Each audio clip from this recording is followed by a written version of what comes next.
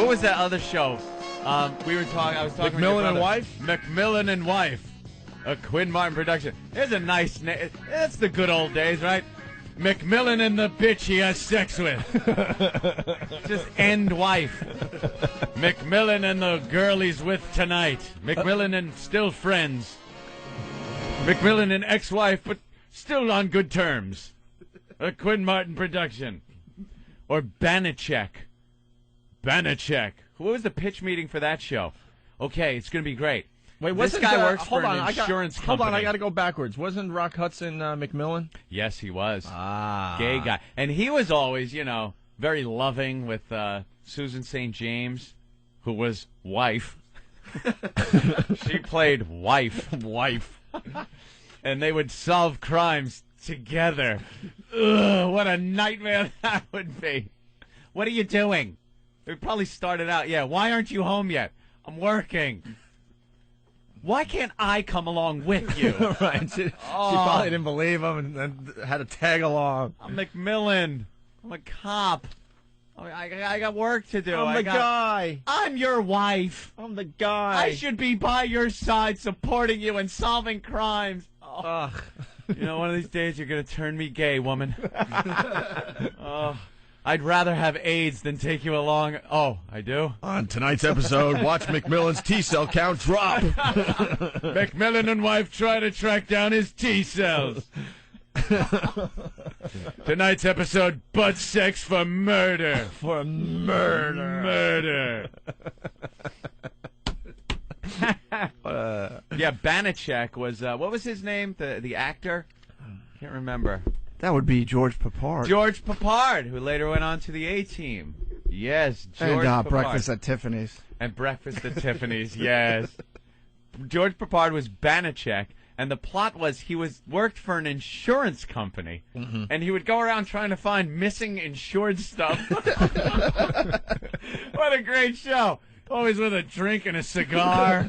And he'd put on his gloves and try to track down, like, missing boxcars and missing vases. That was insured for $1 million. My company doesn't want to pay for that. I'm going to track it down. I believe you had it stolen. And the whole episode is him tracking down some merchandise that was insured by his company. Yeah. Oh, who's watching that? Banachek. A lot of people did back in the day. Oh. What about Ode to a Missing Armoire. MCMLXXIV. That's 70. It was made in the 1800s, I think. Yeah. How is that possible? Banachek was made in 1882.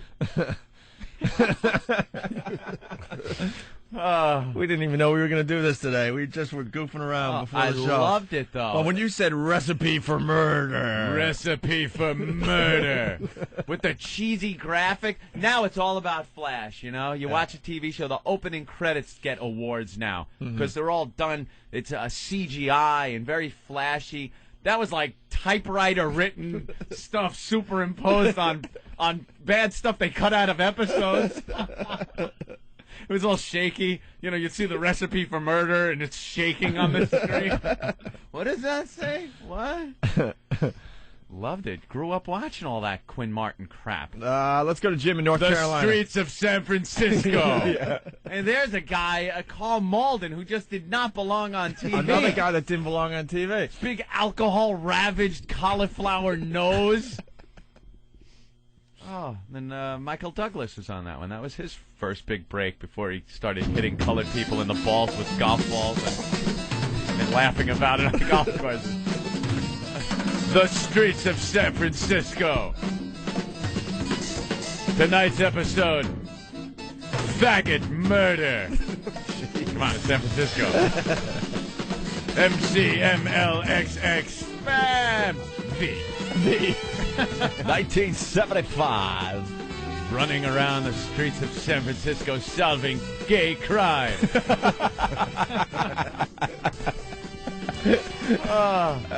Cross-dressing murder. All the groovy music. Solving gay crime. Gay crime in San Francisco. Tonight's episode, Michael Douglas goes undercover in a bathhouse to find the killer of gay men. In Get Me a Towel, I've Been Murdered. Tonight's episode, I left my murder in San Francisco. Oh, yeah. Let's say hi to Jim in North Carolina. Go ahead, Jim. Hey, what's going on, Oday? Hey, what's up? Hey, originally from Jersey, I'm a Marine stationed down here, but glad you guys are back on the air. Oh, cool, bro. Hey, remember Vegas with Dan Tana? Oh, yeah. Yeah, he had a bunch of shows. He had Yeah. Vegas. What was the one where he was in Boston? Oh, that was Ben's got the squirts today, so Spencer for hire. here it now. our Boston Spencer. connection's not here. Right, Spencer for hire. Right. With the black eye hawk. Spencer! Spencer for hire. All right, thank you, Jim. Hey, Oh, yeah, Bob's got one of my old favorites. Bob Used to in watch that. Jamestown. Literally, old favorites. good morning, boys. Good Hey, morning. Good morning to Hey, you. Jimmy. Hi, fella. Hey, Barnaby Jones, you haven't mentioned it. Barnaby Jones. That's a great pitch, too. I'd love to be in the pitch meeting for that. Yeah, there's how many detective shows are on now? There's 87 on all the networks. I got one more. But the guy's 80 years old. What about a detective who's 80 years old? What? Yeah, Barnaby Jones. Barnaby Jones, the geriatric gumshoe. Tonight's episode, I'd love to catch the murderer, but my prostate's inflamed. Barnaby Jones, MCMLXXBI. 1971. Very early in the decade, 1971, Barnaby Jones. Act 1. Barnaby. What was his son? Oh, he didn't have a son. He was a nephew. Jebediah Jones. Because that was the young, because you had to get like a young guy in there to get the chicks. To get all the little hippie chicks of the day that were biting into hot dogs and screaming because they were talking back to them. Another guy that looked like he shouldn't be on TV. Yeah. You know, you're putting an 80-year-old guy on television running around. Yeah. Another guy running around chasing young hoods. And he's 80 years old. Yeah. Old guy. Barnaby Jones. And the bad guys are always the same guys on all the shows. You'd have like John Cassavetes or Yeah. that dude from The Man from U.N.C.L.E. Man from Uncle. That guy, I forget Yeah, his Robert name. Vaughn. Robert Vaughn, exactly. Tonight's guest star, Robert Vaughn. That's my brother Darren, by the way. In The tonight's king episode, of useless information. It's ridiculous what he remembers. Hairpiece for Murder, starring Robert Vaughn. Comb over or murder. I love those shows. I can hear the murder thing all day now. That's just every episode. Just all day, just come up with another one. Very please. original. Oh, which one's this?